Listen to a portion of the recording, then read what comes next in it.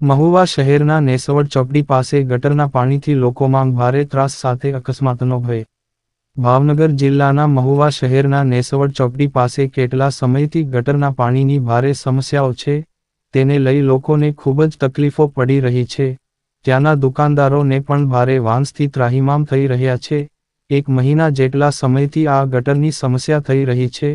Road પર આ ગટરના પાણીથી કેટલીક વાર અકસ્માત પણ સર્જાઈ રહ્યા છે.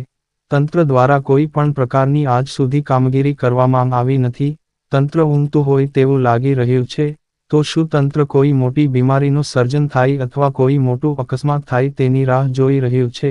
હવે જોવાનું એ રહ્યું છે કે કેટલા સમયમાં આ સમસ્યાનો હલ આવશે. ત્યાંના લોકોએ પ્રતિક્રિયા આપી. રિપોર્ટ ઇકબાલભાઈ સોરઠિયા, મહુવા, ભાવનગર સાથે રિપોર્ટર રવિ તરબદા, વડોદરા. કેટલા દિવસથી પાણી અહીંયા ચાલુ રહી છે? 1 મહિનાથી. વધારે આમ તો વધારે. કેવી સમસ્યાઓ અત્યારે થઈ રહી છે? અરે પડવાની સમસ્યાઓ છે નકરી. રોજના લગભગ 3 થી 4 જણા ફેમિલી સાથે પડે. એવડા પાણી તો કેમ આવે ત્યાં? કારણ કે લીલ વળી ગઈ છે. પડી ગઈ છે એમાં એકનો ફૂટ પાણી ગયો, એક મહિનો પૂરો ફૂટો પાણી.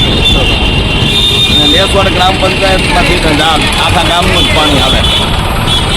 અહીંયા છૂટું મૂકી દીધું, બાકી ક્યાંય જતું નથી. અહીંથી આખો આ જો અહીંથી આવે ને એ બધું નેસવડનું જ આવે છે પાણી.